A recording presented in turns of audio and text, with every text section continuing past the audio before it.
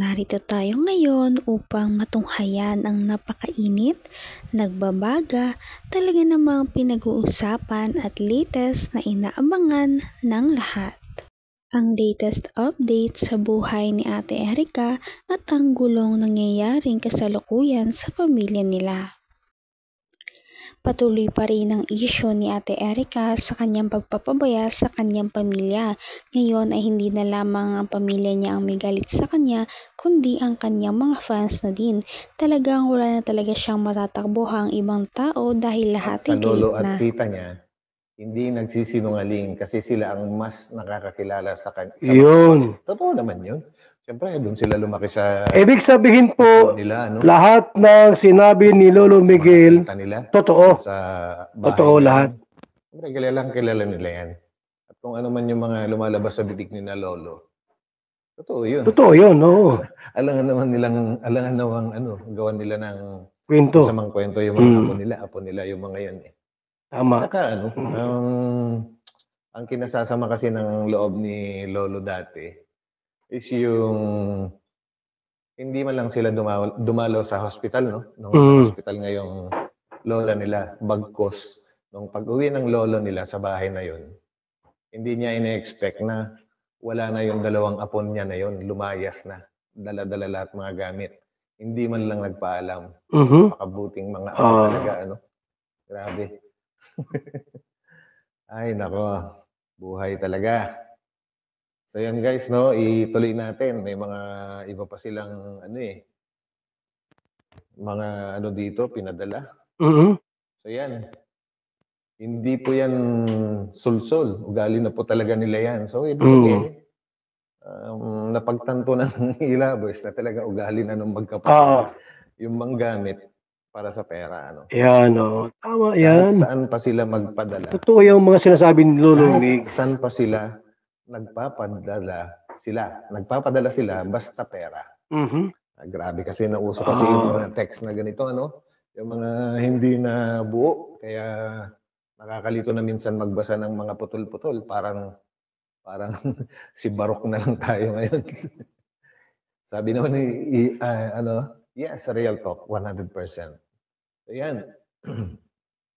Sabi naman ng isa, grabe ang pag-ugali ni May. Akala mo kung sino, hindi iniisip kung anong meron sila ngayon. Wala na po, talagang sirang-sira na sila, no? Naghirapan ng dugot pawis. Kung ano man meron sila ngayon, tapos kung makasabi ng leche kay yan. Grabe. Samantala, pinagtatanggol sila sa mga bashers sa kanila. Ganun talaga. Hindi mo naman talaga in-expect. Sino ba may gustong gumawa niyan? Hindi ba sila rin? Lovers naman yung sumuporta sa kanila dati. Kaya umalis sila sa kalingap eh. Di ba, guys? Lalo na nga dumadami ang mga bashers nila Ate Erica at ng kanyang kapatid na si Ate Sheila May dahil sa kanilang mga ginagawa. Kawawa na rin si Erica dahil nga marami nang galit sa kanya at karamihan ng kanyang mga fans ay talagang nagalit na sa kanya. Wala na talaga siyang matatakbuhang ibang tao o malalapitan dahil lahat ay galit na sa kanya. Hindi natin alam. Kasi bakit sumasama pa sila sa iba-ibang grupo para magkapera nga daw. Sabi nung kanina dito, ano? Yan guys, nako. Kaya tayo dapat mag-ingat sa mga mga tinutulungan dahil hindi lahat po ng mga tinutulungan totoong tao. Lalo't hindi mo naman talaga sila kilala. Na-imbestigahan or what. So yun, sa bandang huli, ikaw pa rin yung tutuklawin nila. Masaklap, no? Pero ganun talagang buhay, guys. May mga dalawang klase lang naman ang tao sa mundo eh. Isang mabuti at isang masama, di ba? So yun. So yun, guys. Maraming salamat sa inyo sa pagsama sa akin. At yun. God bless po sa lahat. Kita-kita. Yan, salamat po kay Batang Elio. Tubuli ang inyong lingkod, Batang Elio.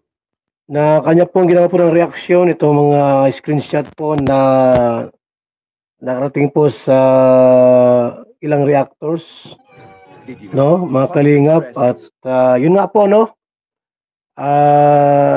lumabas yung totoong kulay ng magkapatid. Ibig sabihin po mga kalingap, lahat ng sinabi ng matanda against doon sa apo nila ay totoo. Lahat po ng sinabi, no, ng matanda ng mga paratang kontra doon sa magkapatid ay talagang totoo. Masama ang ugali nila. Isipin niyo po mga kalingap, ilang months na pong hindi nagpupunta doon o dumadalaw sa taong nagpalaki sa kanila. O yung mag-aang nagpalaki po bagay si Lolo Miguel, yung mag-asawa. Doon sila hinubog, tinuruan. O, tinuruang magsalita, tinuruang maglakad. Lahat po. Nagpapakain, nagpapaaral. Nasaan sila ngayon? Wala. Hindi man lamang makuhang dumalaw doon sa matanda para kumustahin sila. Ang sama ng ugali talaga. At mismo sila pong grupo ay nagkagulo-gulo na. Away-away na sila, no? Sapagkat lumabas ang tunay na kulay ng magkapatid. Sirang-sira na nga talaga ang pangalan ni Erica dahil sa kanyang mga pinaggagawa. Ano nga ba talaga ang totoong nangyari sa kanyang pamilya at sa kanya? Sana nga ito ay talaga namang maresolba na dahil napakalaki na ng gulong ito at halos lahat ay nakikisaw-saw na. Kaya naman lalo pa itong lalala sa paglipas ng panahon. Hinubog, tinuruan, tinuruang magsalita, tinuruang maglakad. Lahat po. Nagpapakain, nagpapaaral. Nasaan sila ngayon? Wala. Hindi man lamang makuhang dumalaw doon sa matanda para kumustahin sila. Ang sama ng ugali talaga.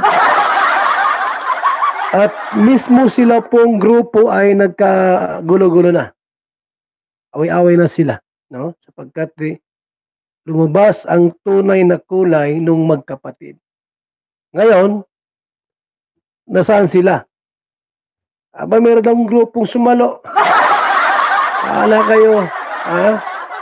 Mula sa Kalingap, lumipat sa iba, tapos palipat-lipat ng ibang grupo, ay kayo din. Ha? Yung nangyari doon sa aming yung ginawa nila sa Kalingap, dahil sa kanila, binawi ni Jun ang 500,000 pesos. Dahil kay May at kay Erica po, binawi ng sponsor ang 500,000 para sa bahay po nila. May sumalo itong team ni Tunyakaw Torres. Ngayon, ilang months lang, nahulaan ko na agad na hindi magtatagal yan. Mag-away-away din yung mga yan. Ayun na. Ito na po nangyari sa kanila mga kaibigan. Nagmumurahan na sila. At nag-away-away na po. Yan ang tunay na ugali ng magkapatid. Abay, huwag kayo magtiwala dyan. Ang payo ko sa kanila, magbago na kayo. Huwag mukhang pera. Lumapit doon kay Lolo Mig at huminging tawad hanggat sila ay nandyan pa sa inyong tabi. Malay natin, tanggapin kayo muli at patawarin. Wala na. Iwan ko lang po sa mga susunod na mga panahon at araw, buwan po mga kalingap. Kapag nalaman ng lahat na mukhang pera itong mga ito, nako, iiwan ng mga sponsor yan. Iiwan po ng mga sponsor yan. Itong mga kapatid na May at Erica. Grabe talaga ang mga revelasyong nalaman natin sa video na ito. Ano na kaya ang mangyayari sa pamilya ni Ate Erica? At hanggang dito na lamang muna magtatapos ang ating napakainit, nagbabaga at pinakainaabangan na latest issue ni Ate Erica. At yan ay pagpapatuloy natin sa ating mga susunod na video. Hanggang sa muli, maraming salamat sa panonood. Bye!